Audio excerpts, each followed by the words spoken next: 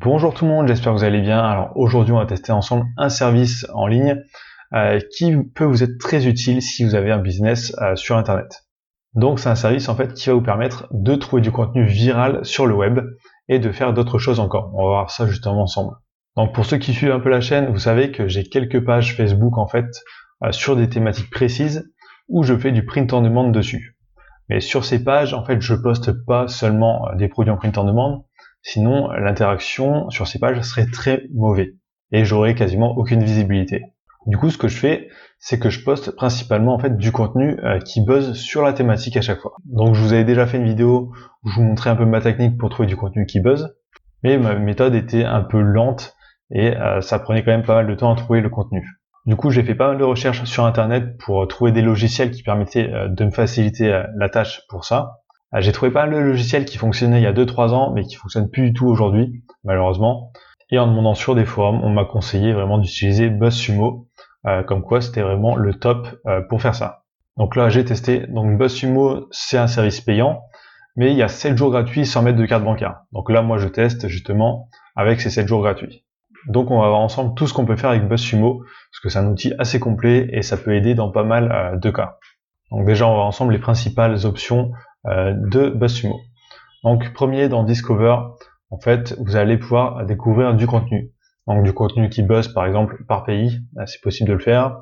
On peut trouver des idées, par exemple, on va mettre, je sais pas, on a une boutique sur la thématique des chiens. On va mettre chien et un autre mot-clé et ça va nous trouver des idées d'articles qu'on pourrait faire ou qu'on pourrait poster. Ensuite, il y a questions que je trouve assez intéressant.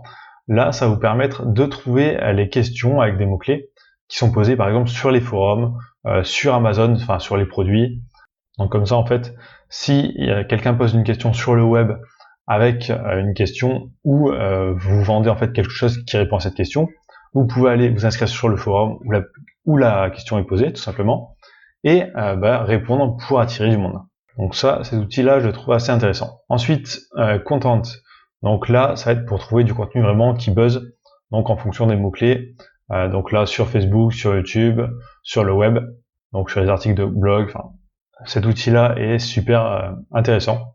Ensuite, on va pouvoir trouver des influenceurs, donc sur YouTube, Twitter, Facebook, et même des auteurs, donc auteurs de sujets ou de blogs. Et ensuite, monitoring, on va pouvoir en fait créer des alertes sur des mots-clés précis. Donc on va voir ça un peu ensemble. Donc on va aller dans Discover et Trending, déjà pour voir ce qu'il y a. Donc là on peut voir un peu ce qui buzz en fonction des thématiques en ce moment. Donc là, business, tech, divertissement, éducation. Donc là ça peut être intéressant si vous avez par exemple, là je sais pas, une page Facebook sur le sport ou un blog, de récupérer directement les articles qui buzzent. Donc là on voit que c'est posté il y a 29 minutes, il y a déjà 2000 likes, donc c'est sûrement un article qui va faire le buzz. Bon là c'est en anglais, mais on peut chercher par pays.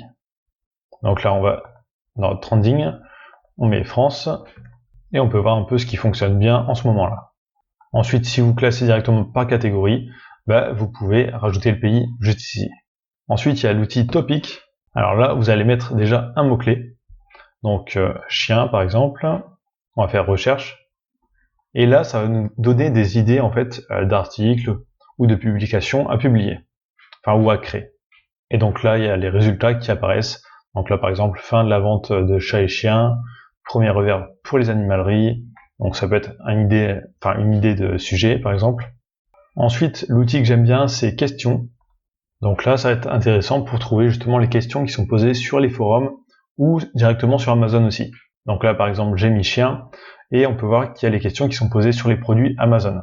Donc là, par exemple, ça peut être pas mal si vous vendez sur Amazon, en fait, et que la personne pose une question sur un produit, vous pouvez lui dire « Ah non, ce produit-là correspond pas à ça, mais tel produit peut le faire. » Là, un petit exemple un peu plus concret, par exemple, si, je sais pas, vous vendez des produits contre les tiques pour les chiens, vous allez mettre chien tic, et vous allez voir un peu les questions qui sont posées. Et vous pourrez directement leur répondre. Donc là, on voit qu'il y a des questions sur Amazon et sur des forums, par exemple. Donc on peut s'inscrire sur ces forums et aller répondre à ces questions en justement donnant notre solution, donc notre produit. Ça peut très bien fonctionner aussi avec un produit numérique, hein. Par exemple, gagner argent, si vous avez, je sais pas, un e-book sur comment gagner de l'argent, là, vous tapez ça et vous avez les sujets qui parlent de ça. Ensuite, il y a Content, donc là, c'est vraiment la base de BuzzSumo, c'est de trouver du contenu vraiment qui buzz. Donc, on va pouvoir voir un peu le nombre de partages sur chaque réseau social, par exemple. Donc là, on va rester sur la thématique des chiens. Donc là, j'ai mis chien, j'ai mis français, et là, on peut voir tous les sujets, en fait, qui buzzent actuellement, ou qui ont buzzé récemment. Donc là, par exemple, les infirmières font entrer un chien en cachette à l'hôpital. Donc là, 619 000 engagements, donc 423 000 likes et 163 000 partages. Donc ça, en fait, si vous avez une page sur la thématique des chiens, ben, vous pouvez très bien partager cet article, en fait, sur votre page, et il y a de fortes chances qu'il y ait beaucoup d'interactions. Alors, on peut l'utiliser aussi d'une manière un peu différente. Donc, on partage sur notre page, et la publication de notre page, on va la partager sur des groupes ciblés. Donc là, des groupes de fans de chiens. Donc il devrait avoir pas mal d'interactions avec votre publication sur le groupe. Et ensuite, vous pourrez inviter toutes les personnes qui likent votre publication directement à liker votre page. Donc ça peut vraiment être une bonne technique en fait pour augmenter son nombre de likes sur sa page Facebook. Et en plus sans dépenser un centime. Ensuite, toujours dans Web Content, on peut aller dans l'outil Analysis. Donc là, on va avoir pas mal de statistiques justement pour nous aider. Donc savoir quand, quel jour poster. On va avoir pas mal d'options en fait. Donc là, on peut voir le nombre d'articles publiés en fait tous les mois. Donc là, on voit que c'est assez stable quand même. On peut voir aussi quel jour les publications fonctionnent le mieux. Donc par exemple, pour la thématique du chien, il vaut mieux pas poster le dimanche, parce que on voit que c'est le plus mauvais. Mais il vaut mieux poster le mardi, parce que là, il y a beaucoup d'interactions le mardi sur cette niche. Donc ça peut vraiment aider pour savoir quand poster. Donc ensuite, on peut voir aussi sur quel blog, ou quel site il y a le plus de contenu partagé. Donc là on voit que c'est woopet.fr, que je connais pas du tout. Donc ce site-là en fait c'est là où il y a le plus de contenu viral. Donc comme ça on peut en profiter pour aller voir le site et voir un peu le contenu qu'ils font. Donc ensuite on a exactement la même chose pour Facebook. Donc là on met notre mot-clé et ça va nous trouver les publications qui ont fait le plus de buzz sur Facebook avec ce mot-clé. Alors là avec la période d'essai on peut pas aller voir les trucs analysés malheureusement. Donc ça, il faut obligatoirement payer. Alors sur YouTube aussi, la chose intéressante, c'est Analyser, qui est super intéressant. Donc on va pouvoir avoir pas mal d'infos dans cette partie. Donc là, on peut voir toujours tous les mois combien de vidéos sur le sujet ont été postées. Donc on peut voir s'il y a des variations en fonction des mois. Ensuite, chose importante, on peut voir que les vidéos qui font le plus de vues sont les vidéos qui font entre 10 et 20 minutes.